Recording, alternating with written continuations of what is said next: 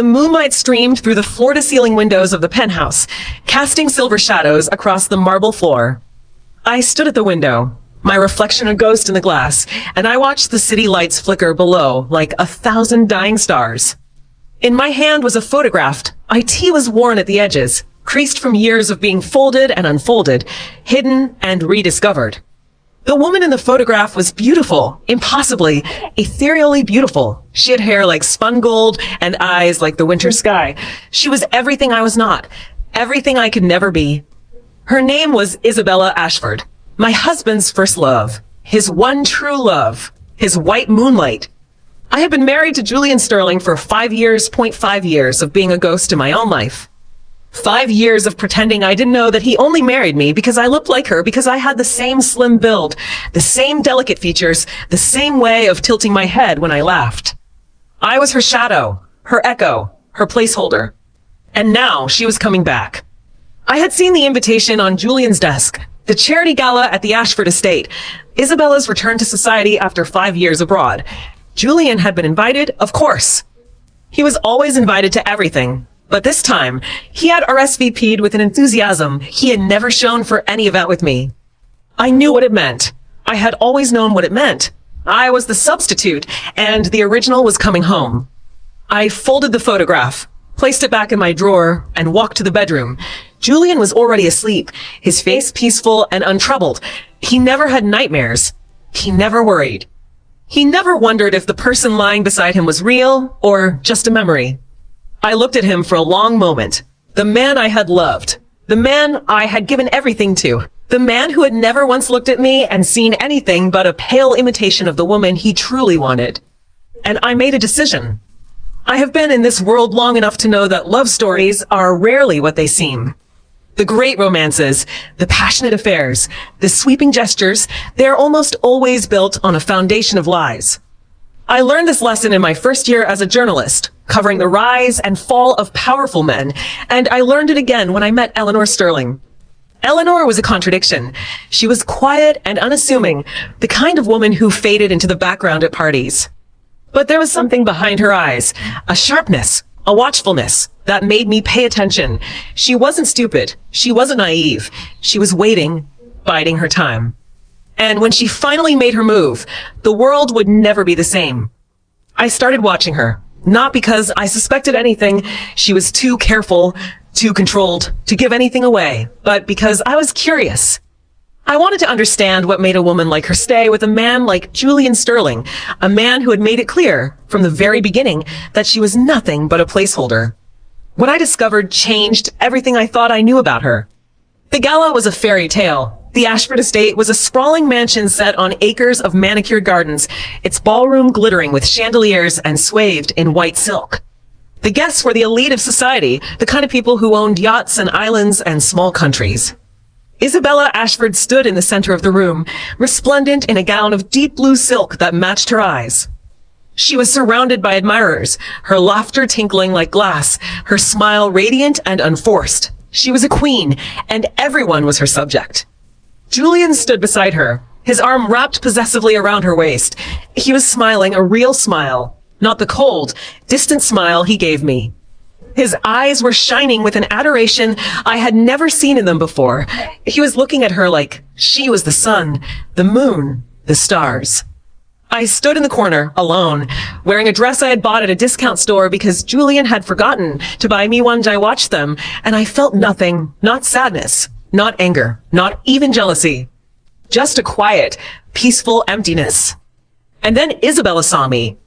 She broke away from her admirers and walked toward me, her steps graceful and deliberate. Julian followed, his expression wary. "Eleanor," Isabella said, her voice honey-sweet, "I'm so glad you came. Julian has told me so much about you. He says you're very devoted, very loyal. He says you've been a wonderful wife." She smiled, a smile that didn't reach her eyes. "I want you to know, Eleanor, that I appreciate everything you've done for him. I appreciate the way you've taken care of him, kept him company, made sure he wasn't alone. You've been a very good placeholder." The word hung in the air like a poison. I looked at Julian. He was staring at Isabella with the same adoring eyes he always had. He didn't look at me. He didn't defend me. He didn't even acknowledge that I existed. I smiled. A small, quiet smile. "You're welcome," I said. "I hope you're happy with him. I hope you're happy with everything he's done to be with you. And I hope, when the time comes, that he treats you better than he treated me." I turned and walked away. I didn't look back. When Eleanor walked out of that gala, I followed her, not out of concern. She wasn't the kind of woman who needed concern, but out of curiosity, I wanted to see where she was going. I wanted to see what she was going to do.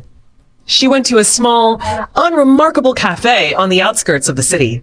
She ordered a cup of tea and sat in the corner, her back to the wall, her eyes on the door. She was waiting for someone. I sat at a table across the room, watching her. I pretended to read a newspaper, but I was watching her.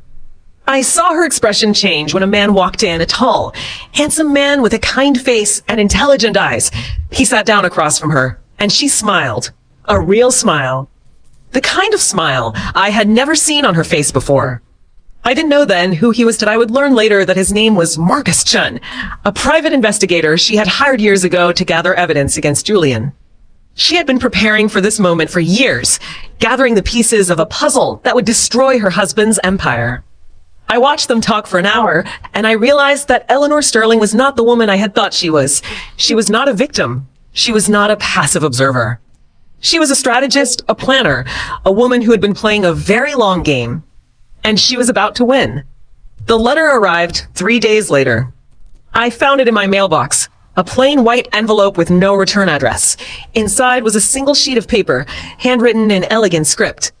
It was from Julian, and it was, without a doubt, the cruelest thing I had ever read.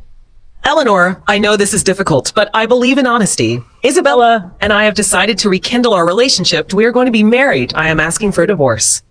I want you to understand that this is not personal.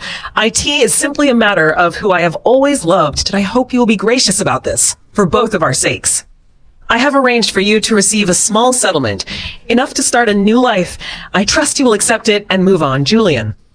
I read the letter 3 times.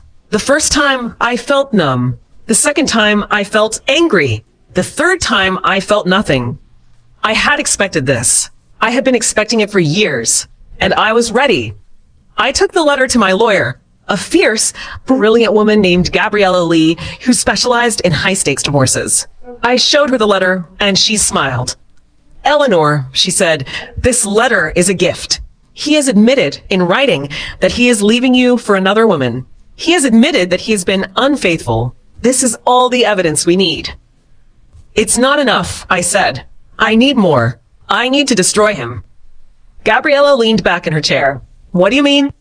I reached into my bag and pulled out a thick folder filled with documents, bank statements, financial records, evidence of fraud and embezzlement. Everything I had been collecting for years, everything I had been waiting to use. "This," I said, "this is what I mean." Gabriella flipped through the documents, her eyes widening. "Eleanor," she said, "this is enough to put him in prison." "I know," I said. "That's the point." When Eleanor showed me her plan, I was impressed, not just by the scope of it, but by the precision. She had been working on this for years, gathering evidence, building a case, preparing for every possible outcome. She had thought of everything, and she had left nothing to chance. I asked her once how she had done it, how she had managed to stay married to a man she knew was using her, manipulating her, planning to discard her. How she had managed to keep her composure when she was being publicly humiliated. She told me it was simple. She had stopped loving Julian years ago. She had stopped hoping for his love, his attention, his affection.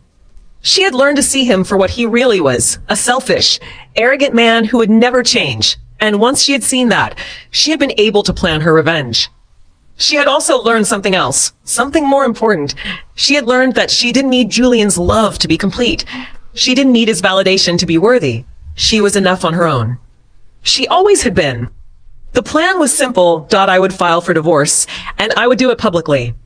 I would make sure the press got wind of it, that they knew exactly what Julian had done, the fraud, the embezzlement, the affair. I would expose him to the world, and I would make sure there was no way for him to escape. But I didn't want just to expose him, that I wanted to destroy him, that I wanted to take everything he had built, everything he valued, everything he thought made him who he was. I wanted to leave him with nothing. To do that, I needed more than evidence. I needed a weapon, and I had one. Julian had made a critical mistake. He had trusted the wrong person with his secrets. His business partner, a man named Richard Parker, had been skimming money from the company for years. Julian knew about it, but he had covered it up because he was too arrogant to admit that his partner was stealing from him. I had known about Richard's embezzlement for years. I had hired Marcus Chun to investigate it, to gather evidence, to build a case. And now I had everything I needed. I arranged a meeting with Richard Parker. I showed him the evidence I had collected. I told him that if he didn't cooperate with me, I would go to the authorities and hand over everything.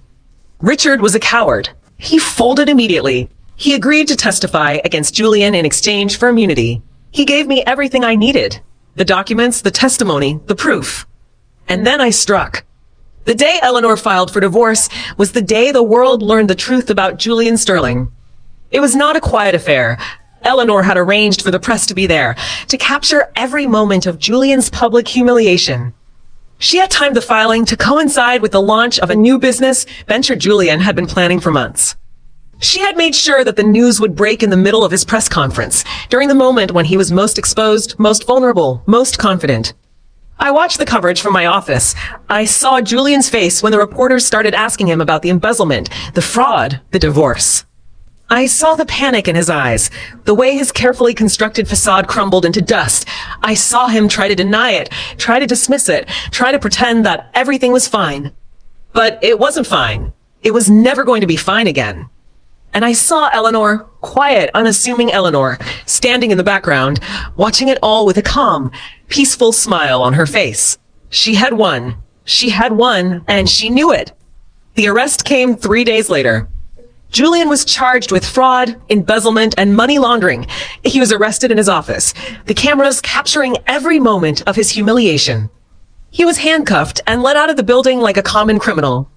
Isabella was also arrested. She had been complicit in the fraud, helping Julian hide his crimes, profiting from his illegal activities. She had thought she was untouchable. She had been wrong. The trial was short. The evidence was overwhelming. Julian was convicted and sentenced to 20 years in federal prison. Isabella was convicted of conspiracy and sentenced to 12 years. Their empire crumbled. Their businesses were seized. Their reputations were destroyed. And I walked away with everything, the company, the money, the power, everything they had thought was theirs. The final confrontation came 3 months after the trial. Julian had been sentenced, Isabella had been sentenced, and Eleanor had been awarded a substantial share of their assets. She was a wealthy woman, a powerful woman, a woman who had taken everything from the people who had tried to destroy her.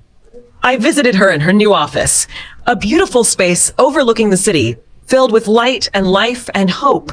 She was different now. She was confident, decisive, and commanding. She was no longer the quiet, unassuming woman I had first met. She was something else, something more. She told me about the moment she had confronted Julian in prison. She had visited him, not out of pity, but out of closure. She had wanted to see him broken, defeated, and she had gotten what she wanted. He begged me to forgive him, she said. He begged me to help him. He told me he had always loved me, that he had been too stupid to realize it, that I was the only woman who had ever truly cared about him. He cried, he pleaded. He offered me everything he had left. And what did you say? I asked. She smiled. I told him I didn't need his apologies. I didn't need his love. I didn't need anything from him. I had already given myself everything I needed, my freedom, my strength, my future. And he had nothing to offer me. What happened next? She leaned back in her chair.